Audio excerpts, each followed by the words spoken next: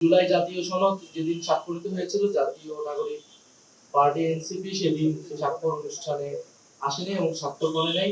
কারণ আমরা তখন বলেছিলাম যে এই জুলাই জাতীয় সনদের যে আইনি ভিত্তি সেই আইনি ভিত্তি নিরূপণ না হলে আইনি ভিত্তি নিশ্চিত না হলে আমরা আসলে এই ডকুমেন্টে সাইন করার কোনো মানে থাকবে না।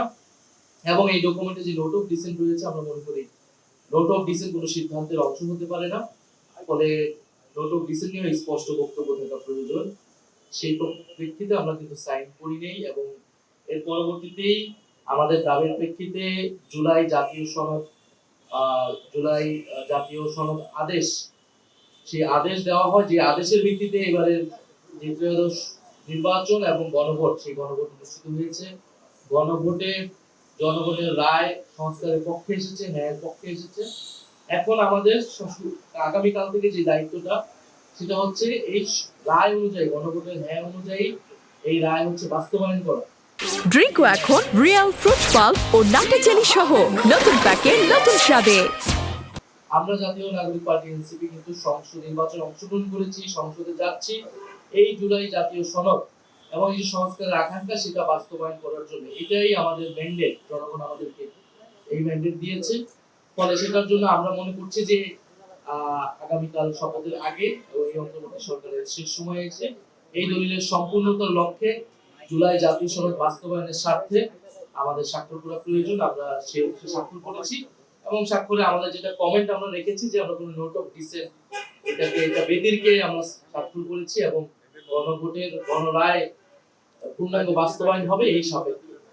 ফলে এটি আমাদের আজকে আমাদের স্বাক্ষরের মধ্য দিয়ে জুলাই জাতীয় সনদ এর সম্পূর্ণতা পেল এবং আমাদের আগামীকাল থেকে এটার কাজ হচ্ছে যে সংস্কার সভা হবে, সংস্কার পরিষদ হবে, সেই সংস্কার পরিষদে এটা জুলাই জাতীয় সনদ এবং গণভোটের যে আদেশ সেই আদেশ অনুযায়ী সংস্কারগুলোকে বাস্তবায়ন করা।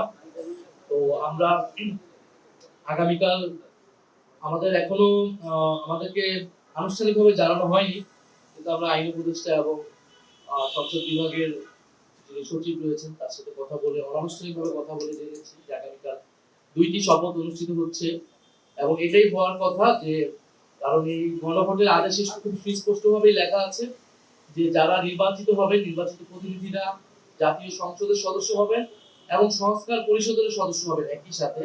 ফলে একই সাথে আগামীকাল 2টা শপথ হবে। প্রথম শপথ সংসদ সাংসদ হিসেবে সদস্য নেবেন যারা জিতে এসেছে এবং সেই একই ব্যক্তিগণ সংস্কার পরিষদের সদস্য হিসেবেও শপথ নেবেন। একই সাথে পরপর 2টি শপথ হবে। এরকমটাই আমরা জানি, গণভোটের আমাদের আদেশও সেটাই লেখা আছে এবং এই শপথ কে পড়াবেন এটা নিয়েও আসলে কোনো সন্দেহের অবকাশ নেই। কারণ গণভোটের যে আদেশ আছে সেটা 8 নং ধারাতে খুবই সুস্পষ্টভাবে বলা আছে যিনি সংসদ সদস্যদের শপথ পড়াবেন সেই একই ব্যক্তি সংস্কার পরিষদের সদস্য হিসেবে তাদেরকে শপথ পড়াবেন। ফলে প্রধান নির্বাচন কমিশনার যদি আমরা যতদূর শুনেছি শপথ পড়াবেন এমপিদেরকে, তিনি সংস্কার পরিষদের সদস্য হিসেবে সকলকে শপথ পড়াবেন। এই শপথের মধ্য দিয়ে আগামীকাল শুধু জাতীয় সংসদ নয় বরং সংস্কার পরিষদ গঠিত হবে। যে সংস্কার পরিষদ নির্ধারিত সময়ের মধ্যে আমাদের যে গণভোট, যেহেতু হ্যাঁর পক্ষে রায় এসেছে, সেই হ্যাঁর পক্ষে গণভোটের যে আদেশের যে গণভোটের যে প্রশ্নগুলো ছিল সেই সংস্কারগুলা আমরা দ্রুত সময়ের মধ্যে বাস্তবায়ন করতে পারবো বলে আশা রাখছি। আমরা অন্তর্বর্তী সরকারকেও ধন্যবাদ জানাই। আমরা এই পুরো সময়টাতে অন্তর্বর্তী সরকার গণ অভ্যুত্থান পরবর্তী দায়িত্ব নেওয়া এবং নানান সমালোচনা, সীমাবদ্ধতা সত্ত্বেও সংস্কার, বিচার এবং একটা নির্বাচনের মাধ্যমে একটা শান্তিপূর্ণ ক্ষমতা হস্তান্তর আমরা হয়তো আগামীকাল দেখতে পারবো। সেটার জন্য ডক্টর মোহাম্মদ ইউনূস এবং এই অন্তর্বর্তী সরকারকে আমরা